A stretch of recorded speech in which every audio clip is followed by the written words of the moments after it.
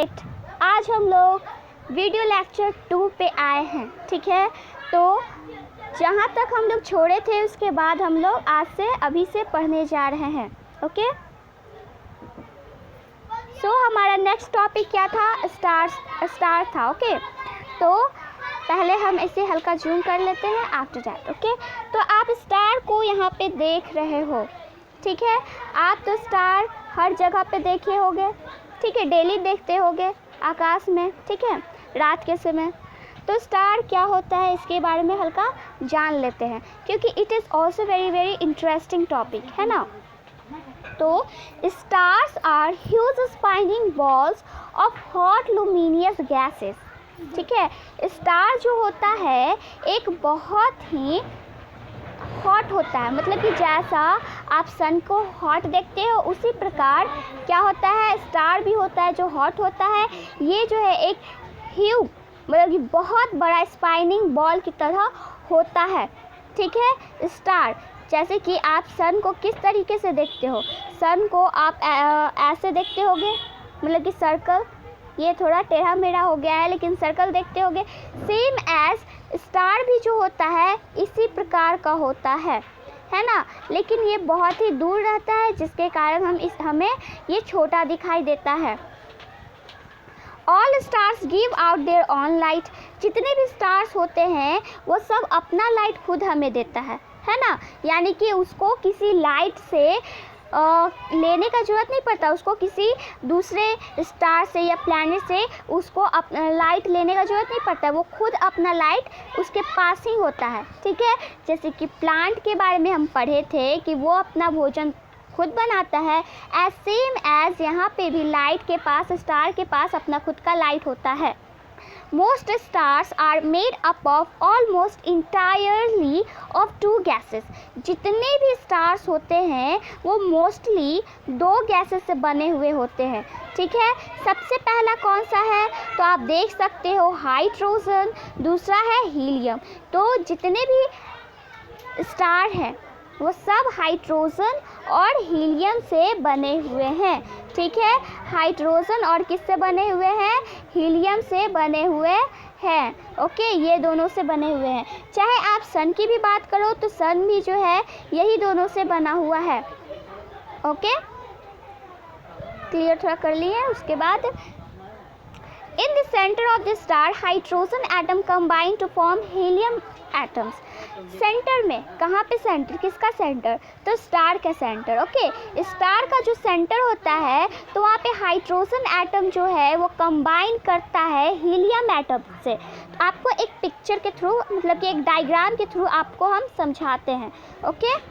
तो यहाँ पे देखो, जैसे कि हम मान लेते हैं ये एक स्टार है ना। तो ये एक स्टार है तो इसमें क्या होगा, ये कंबाइन करता है ना। तो पहला तो यहाँ क्या बताया था कि सेंटर, स्टार के सेंटर में हाइड्रोजन होता है, इसका सेंटर मान लेते हैं ये है। तो यहाँ पे क्या होता है, हाइड्रोजन होता है और ये जो है कंबाइन करता है तो कौन से एटम से? तो ये हीलियम एटम से। तो यहाँ पे हीलियम एटम भी आता है जिससे ये दोनों कंबाइन करता है और कंबाइन करने के बाद एक रिएक्शन यहाँ पे होता है, ठीक है। तो this reaction is different from the chemical reaction you read about and is called a nuclear reaction. और ये रिएक्शन जो होता है वो डिफरेंट होता है। जैसे कि आप लोग लेबोरेटरी में कोई भी रिएक्शन करते होंगे एसिड बेस का या फिर किसी भी चीज़ का, ठीक है, तो उस रिएक्शन से ये डिफरेंट होता है। यहाँ पे जो है न्यूक्लियर रिएक्शन होता है जो बहुत ही ज़्यादा क्या होता है, एक्सोथर्मिक होता है, बहुत ही ज़्यादा उसमें हीट जो है रिलीज़ होता है, ठीक है। बहुत ही अगर वहाँ पे ह्यूमन थोड़ा सा भी रहे, मतलब कि ह्यूमन को तो थोड़ा सा भी अगर पड़ गया तो वो समझो कि जल गया, है ना। अब यहाँ पे क्या है, during a nuclear reaction huge amount of energy is release in the form of heat and light. अब यहाँ पे आप लोग सब सोचते होंगे कि स्टार जो है लाइट कैसे देता है, हीट कैसे देता है। तो यही कारण है कि अगर मान लेते हैं कोई भी स्टार है तो वो जब हीलियम और हाइड्रोजन जब कंबाइन करेगा तो क्या होगा, बताया अभी कि न्यूक्लियर रिएक्शन होगा, है ना। न्यूक्लियर रिएक्शन होगा वहाँ पे, और जब वहाँ पे न्यूक्लियर रिएक्शन होगा तो उसमें वो क्या रिलीज़ करेगा, तो वो जो है रिलीज़ करेगा हीट, H यानी कि आप हीट समझ लेना, और हीट प्लस L मतलब कि लाइट समझ लेना, ठीक है। इसीलिए हीट और लाइट देता है, जिसके कारण अगर मान लेते हैं सन है तो सन भी एक स्टार है, ठीक है। तो वो हमें क्या देता है, हीट देता है और हमें लाइट भी देता है, जिसके कारण हम सुबह में देख सकते हैं अच्छी तरीके से। तो ये इसका बेस्ट एग्जाम्पल है अगर आप प्रैक्टिकली देखो तो, सन वाला, है ना। उसके बाद the star is also a star, sorry the sun is also a star, है ना। हम जैसा कि आपको बताया कि सन क्या है, वो भी एक स्टार है, तो वही यहाँ पे बोला गया है। It is a medium size star, some stars are smaller well others are bigger than the sun. Okay, यहाँ पे क्या बोला जा रहा है कि जो सन है वो क्या है, सन जो है एक मीडियम साइज का स्टार है ना। सन एक मीडियम साइज का स्टार है। कुछ ऐसे भी स्टार होते हैं जो बहुत ही क्या होते हैं, या तो छोटे इससे होते हैं या तो इससे भी बहुत बड़े होते हैं साइज में, ठीक है। तो सन एक मीडियम साइज का स्टार है। The sun is the star closest to us, that is why it appears to be so big, ठीक है। अर्थ, यहाँ पे एक डायग्राम बनाते हैं, ये मान लेते हैं हमारा अर्थ है ना, ये मान लेते हैं हमारा अर्थ है और ये हमारा सन है। तो ये जो सन है वो अर्थ से बहुत ही ज़्यादा क्या है, क्लोजेस्ट है, यानी कि बहुत ही ज़्यादा नज़दीक है। सन जो है अर्थ से नज़दीक है और अर्थ जो है सन से नज़दीक है, दोनों में से किसी भी टाइप आप बोल सकते हो, है ना। तो ये दोनों जो है एक दूसरे से बहुत ही ज़्यादा नज़दीक है, इसीलिए सन जो है हमें बड़ा दिखता है, और बाकी जो स्टार होता है वो हमें किस तरीके से दिखता है, तो एकदम छोटा छोटा दिखता है, क्योंकि वो हमसे बहुत ज़्यादा दूर है। Other stars appear like points of light as they are millions of times further away from us than the sun. बहुत ही ज़्यादा, यानी कि जो यहाँ पे बाकी जो स्टार्स हैं भले ही इससे बड़े हों, है ना, लेकिन वो मिलियन टाइम्स जो है दूर है, किससे, सन के मिलियन टाइम्स जो है वो दूर है, इसीलिए वो हमें एक पॉइंट की तरह दिखते हैं। कैसा हमें दिखते हैं स्टार, तो वो हमें एक ऐसा पॉइंट की तरह दिखता है ना, इस तरीके से दिखता है हमें स्टार। तो आगे, stars appear to twinkle because faint light coming from them is refracted by the layers of the other air in the atmosphere. तो यहाँ पे refracted का यूज़ हुआ है, तो refracted यानी कि रिफ्रैक्शन, तो ये आपको इससे फिज़िक्स वाले, इसी बुक से फिज़िक्स वाले चैप्टर में आई होप सो कि आप पढ़े होंगे, और अगर नहीं पढ़े हो तो पढ़ लीजिएगा।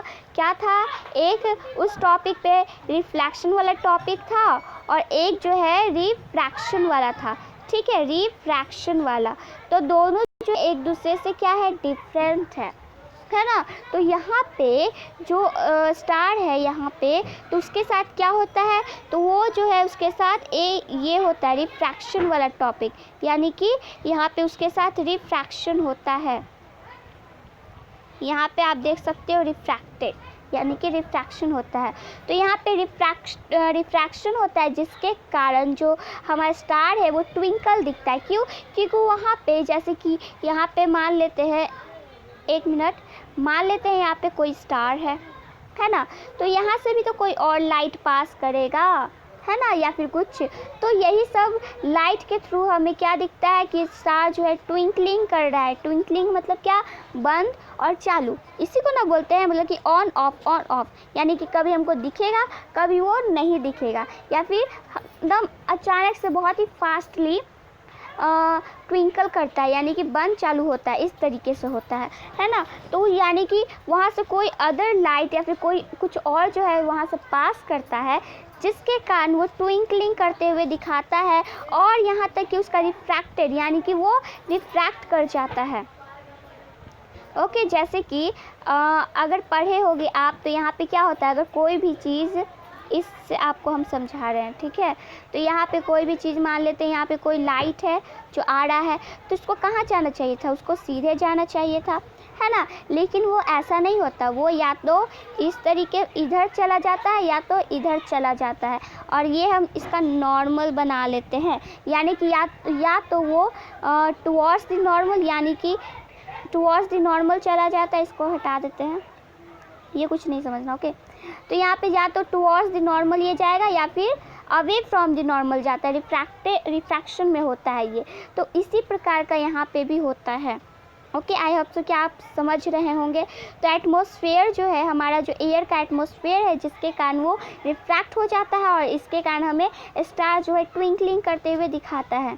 These layers are always moving and therefore the position of the rays reaching us is always changing। और ये जो layers है वो क्या होता है, हमेशा मूव करते रहता है, जिसके कारण इसका जो पोजीशन होता है रेस का, वो क्या होता है, हम तक जो पहुंचता है वो चेंजेस होते होते, मतलब कि चेंज होकर पहुंचता है। There are about 100 बिलियन यानी 10 raised to the power 11, ठीक है, बहुत बड़ा अमाउंट है, मतलब कि बहुत बड़ी चीज़ है। यहाँ पे 10 raised to the power कितना है, 11 है, ओके।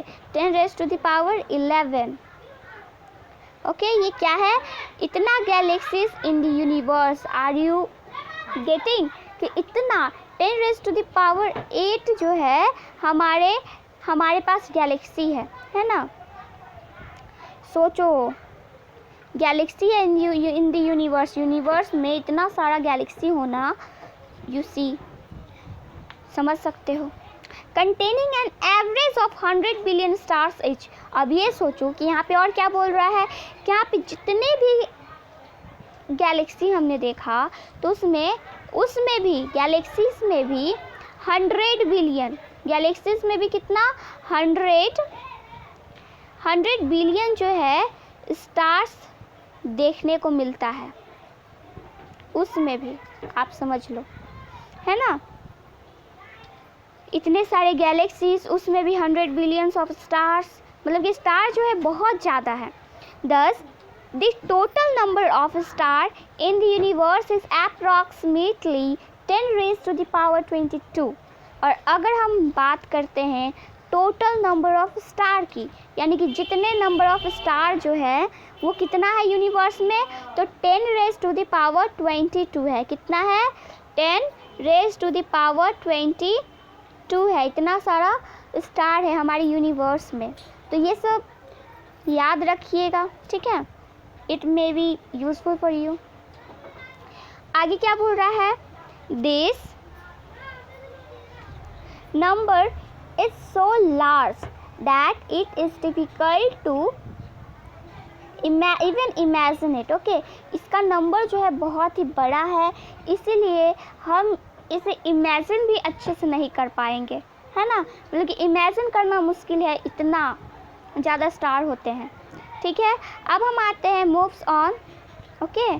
तो आगे हम कहाँ पे जाएंगे, तो सबको पता है, दिख रहा होगा टॉपिक, प्लैनेट, ठीक है। बहुत ही बड़ा और इंटरेस्टिंग टॉपिक प्लैनेट, क्योंकि हम लोग तो प्लैनेट पे ही रहते हैं ना कि स्टार पे। तो planets are heavenly bodies that revolve around the sun. Planets जो है एक हेवनली बॉडीज है जो क्या होता है, ये जो है सन के चारों ओर मूव करता है। जैसे कि आपको एक पिक्चर के थ्रू आपको ज़्यादा समझ में आएगा, है ना, डायग्राम के थ्रू। तो ये हम मान लेते हैं क्या है, ये मान लेते हैं यहाँ पे एक सन है, और ये जो है यहाँ पे अर्थ है या फिर कोई भी ऐसे, ठीक है, इलिप्टिकल सेंटर इससे समझ लेते हैं, वहाँ पे ये है, और ये जो है मतलब कि सन, और यहाँ पे अर्थ, और भी बहुत सारी चीज़, मतलब कि अलग अलग प्लैनेट्स जो है वो क्या करते हैं, वो सब मूव करते हैं, है ना। तो ये जो है इसके चारों ओर धीरे धीरे धीरे धीरे इधर फिर इधर फिर इधर, मतलब कि इस तरीके से मूव करते जाएंगे। हम सबको पता है, आपको भी बहुत अच्छे से पता होगा, I know it.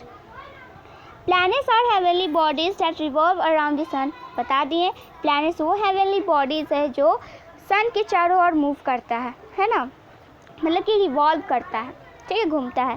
They do not give out light of their on, इनके पास अपना खुद का लाइट नहीं होता है, इसीलिए ये क्या करते हैं, इनके पास खुद का लाइट नहीं होता, इसीलिए ये हमें लाइट नहीं दे पाते हैं। Okay, their surface reflect the light of the sun to us, और इसका जो सरफेस है वो क्या होता है, रिफ्लेक्ट करता है। जैसे कि हम यहाँ पे बोले कि इसके पास खुद का लाइट नहीं होता, तो लाइट कहाँ से देगा, नहीं देगा। लेकिन अगर इसे कोई दूसरा ऑब्जेक्ट मिल जाए जो इसको लाइट दे सके, यानी कि रिफ्लेक्शन हो सके, जैसे कि ये हम अर्थ मानते हैं, ये हम सन मानते हैं। Okay, just imagine, anything else you have to do. Okay, तो यहाँ पे देखो, ये जो है इसका लाइट तो इस पे पड़ेगा, अर्थ पे, अब पड़ेगा तो इसका रिफ्लेक्शन भी यहाँ पे होगा, है ना, या फिर कोई भी प्लैनेट, तो यहाँ पे रिफ्लेक्शन हुआ, जिसके कारण क्या हुआ कि हम ये विजुअल हो गया, यानी कि अगर हमको प्लैनेट, कोई भी प्लैनेट देखना है तो ऑफ कोर्स कि उसको किसी और का लाइट मिल रहा हो, तभी हम लोग भी विजुअल मतलब कि हम लोग के पास भी वो विजुअल होगा, हम लोग देख सकते हैं उसको। They are similar than star, ये स्टार की तरह, sorry, they are smaller than star, ये जो है स्टार से छोटा होता है। Our earth is also a planet, ठीक है, हमारा अर्थ जो है वो भी एक प्लैनेट है। Table 18.1 gives the major difference between star and planet, stars and planet. तो यहाँ पे एक टेबल दिया हुआ है 18.1, उससे अभी हम नहीं पढ़े थे जानबूझकर, ताकि हम लोग बाद में जब प्लैनेट पढ़ ले तो दोनों अच्छे से पढ़ पाए, है ना। तो यहाँ पे आप एक major difference in a very short way आप देख सकते हो, बहुत ही इंटरेस्टिंग, बहुत ही अच्छा है और इन अ शॉर्ट वे है, ठीक है। तो आप यहाँ पे I think I have to zoom it, right. तो आप स्टार्स और प्लैनेट का डिफरेंस जान लो, तो बहुत ही छोटा छोटा है और अच्छे से जान लो फटाफट। पहला क्या है, स्टार जो है emit their own light, star जो है अपना लाइट खुद से इमिट करता है, यानी कि उसके पास अपना खुद का लाइट होता है, जिसके कारण वो लाइट सबको देता है। दूसरा, do not emit their own light, मतलब प्लैनेट जो है उनके पास खुद का अपना लाइट नहीं होता, इसलिए वो लाइट नहीं दे पाते हैं। मेड, और स्टार जो है made up of hot gases, ये हॉट गैसेज से बने हुए होते हैं, है ना। प्लैनेट जो है मेड अप ऑफ रॉक्स, ठीक है, प्लैनेट जो है रॉक्स से बने हुए होते हैं। स्टार जो है when seen from the earth they twinkle, जब हम अर्थ से देखेंगे तो ये ट्विंकल करते हुए दिखेगा, लेकिन प्लैनेट में दे डू नॉट ट्विंकल, यानी कि ये ट्विंकल नहीं करता है। स्टार जो है मैसिव इन साइज, बहुत बड़ा होता है साइज में, है ना, लेकिन प्लैनेट जो है स्मॉलर दैन स्टार, यानी कि प्लैनेट जो है स्टार से छोटा होता है। तो ये मेजर डिफरेंस हम लोगों ने समझ लिया। अब इसके आगे हम लोग बहुत ही छोटा सा और टॉपिक बचा है, उसके बाद नेक्स्ट क्लास में। तो measuring distance in the universe, ये हम लोग थोड़ा सा पढ़ लेते हैं till there, after that this class will be closed. Okay, तो measuring distance in the universe, यानी कि the distance between heavenly bodies in space are very very large, जो डिस्टेंस होता है हेवनली बॉडीज़ के बीच का वो बहुत बहुत बड़ा होता है, बहुत ज़्यादा होता है। Measuring this distance in kilometres would mean dealing with very large number, अगर हम मेज़र करेंगे इसका डिस्टेंस किलोमीटर में, तो हम समझो कि बहुत बड़े नंबर के साथ डील कर रहे हैं। Okay, it is not very easy. The sun which is the star nearest to us, sun क्या है, वो ऐसा स्टार है जो हम लोग के नियरेस्ट है, और वो क्या है, इतना आप देख सकते हो, यू कैन सी हेयर कितना बड़ा है, लेकिन 15 मिलियन किलोमीटर है अवे अर्थ से, है ना। The next star nearest us to us is Proxima Centauri. देखो यहाँ पे सन जो है सबसे नियरेस्ट है हम लोग से, उसके बाद जो नियरेस्ट स्टार है सन के बाद वो क्या है, प्रॉक्सिमा सेंट्यूरी है, देख सकते हो, ठीक है। और वो कितना है, तो विच इज़ इतना नंबर, आप देखो कितना ज़्यादा है अमाउंट, विच इज़ इतना किलोमीटर अवे, तो आप इस नंबर को जान लेना कितना है। ओके, इट इज़ वेरी, मतलब हमको तो लगता है ट्रिलियन पे होगा, तो ये इतना दूर है। This you will realise is very inconvenient to write और टू मेक कैलकुलेशन विथ, और इसके बारे में आप ये देख कर आपको पता चल गया होगा कि कितना डिफ़िकल्ट है कि इसका कैलकुलेशन हम करें, है ना। अब यहाँ पे क्या है, एस्ट्रोनॉमर। तो एस्ट्रोनॉमर पढ़े हम लोग, है ना, पहले वाले वीडियो में पढ़ चुके हैं, तो आप देख लीजिएगा। तो astronomer therefore use a special unit to measure distance in space. Astronomer जो है वो एक स्पेशल यूनिट का यूज़ करता है डिस्टेंस को मेज़र करने के लिए, ठीक है। Instead of a kilometre, kilometre के अलावा they use a unit called light year. वो जो है एक यूनिट का यूज़ करता है जिसका नाम है light year. A light year is the distance that light travels in 1 year. Light year जो है एक ऐसा डिस्टेंस है जिस पे लाइट जो है एक साल में लाइट जितना ट्रैवल करता है उसको हम बोलते हैं क्या, मतलब कि लाइट ईयर बोलते हैं। अब यहाँ पे आप देखो क्या है नीचे, तो light travels at an incredible space of about 3 lakh kilometre per second, है ना। तो ये जो है लाइट जो है एक स्पीड से जाता है जिसका कितना है, 3 लाख किलोमीटर पर सेकेंड है। If a spaceship could travel at this speed, अगर स्पेसशिप इस स्पीड से चलेगा तो it would reach the moon in just over 1 second. तो ये जो है मून पर कब तक पहुंच जाएगा, मात्र 1 सेकेंड में वो मून तक पहुंच जाएगा। So 1 light year is equal to speed of light in kilometer per second into number of second in a year। यानी कि अगर आपको 1 लाइट ईयर मतलब कि 1 लाइट ईयर निकालना है तो आपको स्पीड ऑफ लाइट जानना होगा किलोमीटर पर सेकेंड में into number of second in a year, मतलब कि कितने 1 साल में कितना सेकेंड जो है लगा, ये जानना होगा। तो यहाँ पे एक कैलकुलेशन लिए हैं, जैसे कि 3 lakh into 365 into 24 into 60 into 60। इसका मतलब आप समझे, बताते हैं एकदम अच्छे से डिटेल के साथ, है ना। यहाँ पे आप देख सकते हो, 1 मिनट,